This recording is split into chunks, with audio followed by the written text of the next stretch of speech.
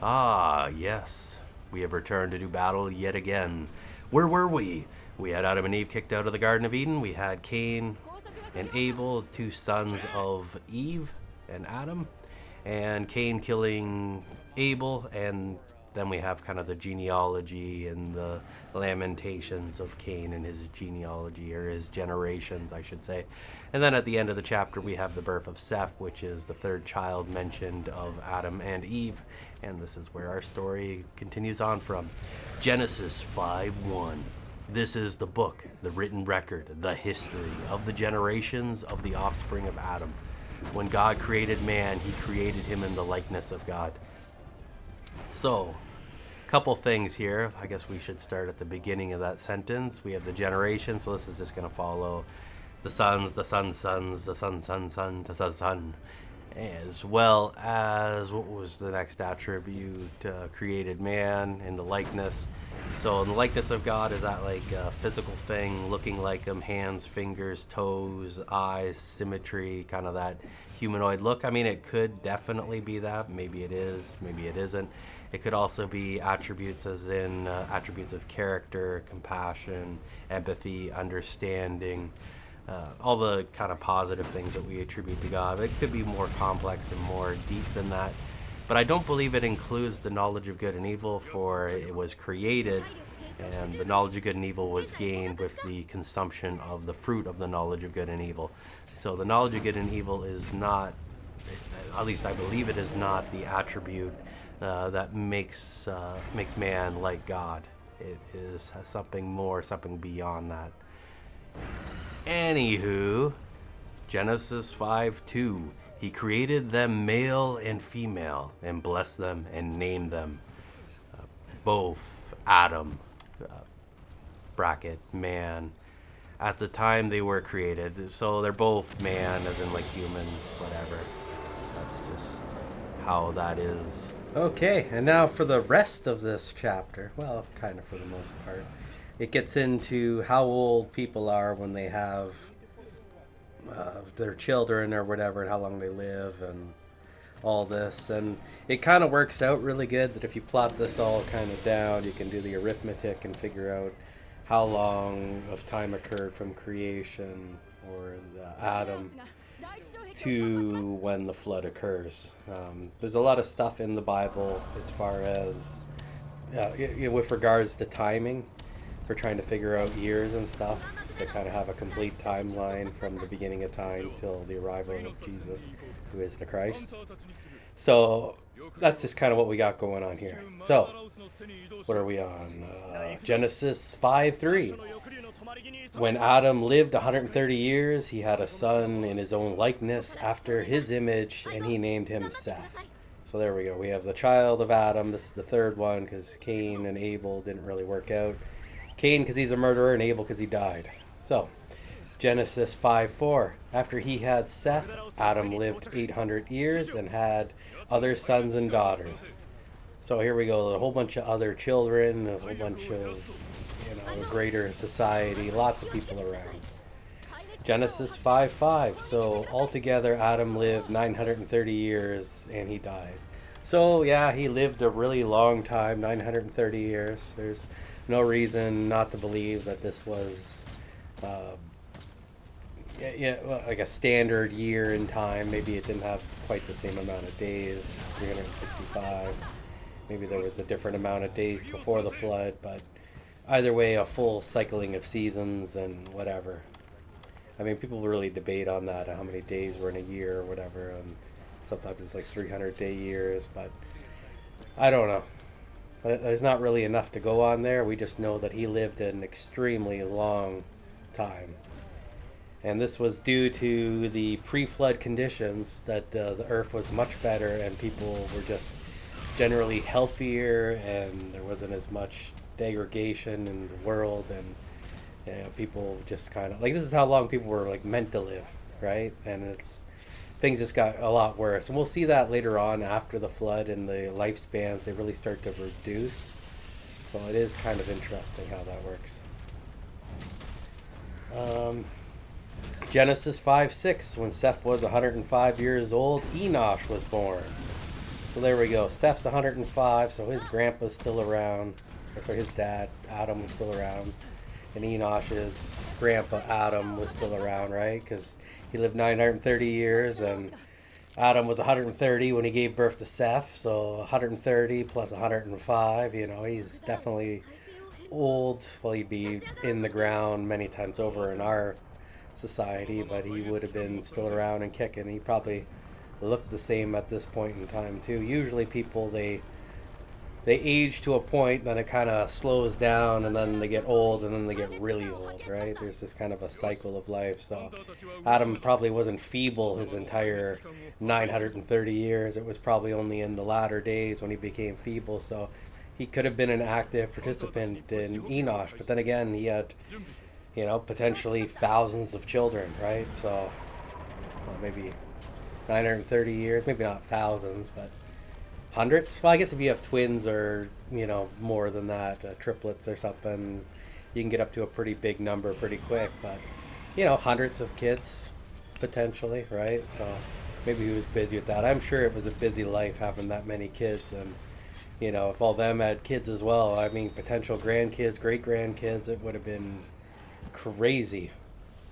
And it's interesting too just how late they are before they have these kids. But then again, maybe Seth had other kids before Enosh, so it's hard to say. But Enosh is kind of the one that's important to the rest of the story, the rest of the Bible. So we have Enosh. Genesis 5:7. Seth lived after the birth of Enosh 807 years, and he had sons and daughters. So there we go. Much bigger, group of kids, group of people.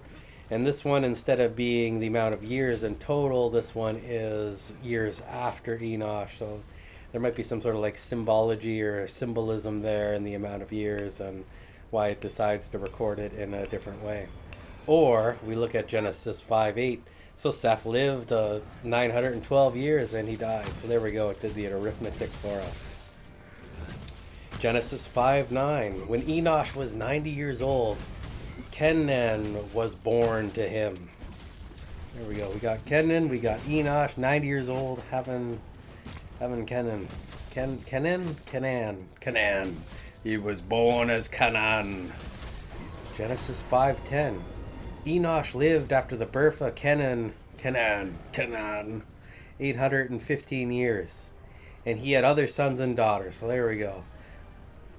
I've heard people say that there's probably millions of people, the flood occurred. It could even be billions, right? Like, people are popping out kids without having all that. Like, I don't know if there was the same level of infant mortality. I kind of doubt there is. I mean, if you're living to 1,000 years, or nearly 1,000 years, I would think that people were just a lot healthier then. So I think that the survival rate of children being born was probably much higher, so that we could have like an entirely large civilization pre-flood, just because there was less infant mortality and people living so long, and they could just keep popping them out, right, left, right, and center.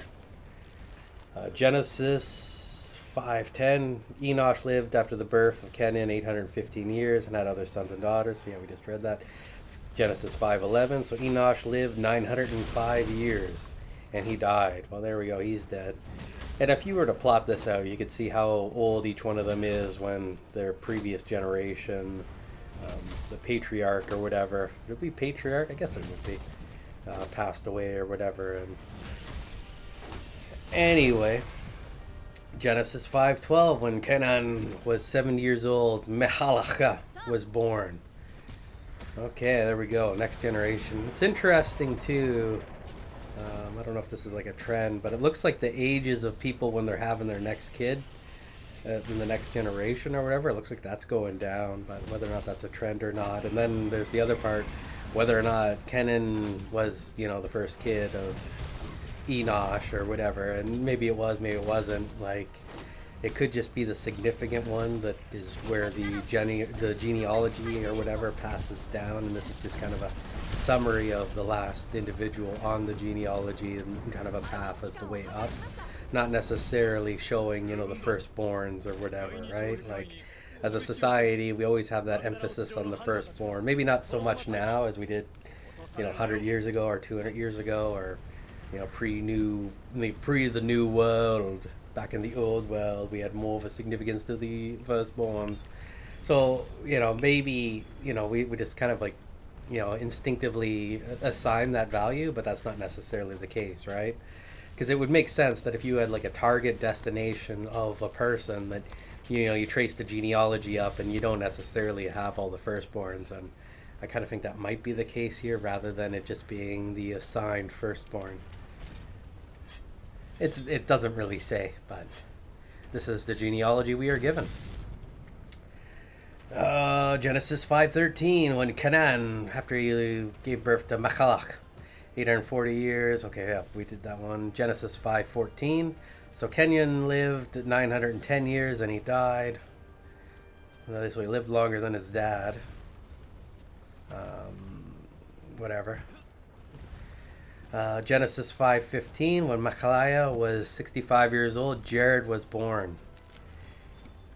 Genesis 5:16, Machaliah lived after the birth of Jared 830 years and had other sons and daughters. Genesis 5:17, so Machaliah lived 895 years and he died. Genesis 5:18, so when Jared was 162 years old, Enoch was born. So there we go. We've gone lower in age to higher in age. So, and the jump to 65 to 162, that's a huge jump in age. So I really think that that's the case, is that it's just doing this as a tracer, not necessarily any particular order. Although I do think that the Cain and Abel, Cain is probably the firstborn, but it doesn't necessarily have to be the case. It definitely, I think it's pointing it out for significance as in the first murder to have occurred and kind of like the degradation of the human race and just the inherent evil from the beginning after leaving the garden, and just kind of the miserable state that humanity is in. And maybe some of it is that there's a lack of experience, a lack of teaching, and a lack of historical precedence, right? If you knew that your uncle was a murderer, you might educate your children a little bit more as to avoid that outcome, right? So I think there might be some significance to the first occurrence. And I think that, if we go by the significance of first occurrence, that could also be why it named Adam first. Or sorry, yeah, well, it named Adam first, but it also named Cain first, right? Genesis 5:19, Jared lived after the birth of Enoch 800 years and had other sons and daughters. He lived a pretty long time. Genesis 5:20, so Jared lived 962 years and he died. Well, there we go. So long, Jared. Genesis 5:21, when Enoch was 65 years old, Methuselah was born. Oh man, here we go. Good old boy Methuselah. This is kind of one of those significant names, as we'll see later on. Oh man, there's some cool stuff there. But Genesis 5:22. Enoch walked in habitual fellowship with God after the birth of Methuselah 300 years and had other sons and daughters. Genesis 5:23. So all the days of Enoch were 365 years. So that's much shorter than the previous ones. But here we go. Genesis 5:24. This is a significant one. 5:24. And Enoch walked habitually in fellowship with God, and he was not, for God took him home with him. So Enoch gets kind of pulled out. He gets what we would call raptured. He got pulled out. He didn't die. God just kind of took him with him. He's like, all right, it's your turn. You're coming here with me. So he kind of transported him, presumably to heaven to hang out with him and have a good old time. They were in really good fellowship, really good relationship. He really followed after God, and it was just kind of like a magical, special thing. He didn't have to suffer the pains of death. He was transported, and 300 years, right? So a pretty long time to have that relationship. And I mean, he probably could have lived much longer, but God appointed him for something greater, presumably. At least I think that's what happened. He had a plan for him and just kind of took him out. So Genesis 5:23. So all the days of Enoch were 365 years. There we go. He's 365 years in. He's out. He's done. He clocked out.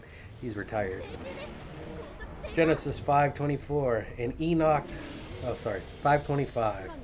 When Methuselah was 187 years old, Lamech was born unto him. Methuselah lived.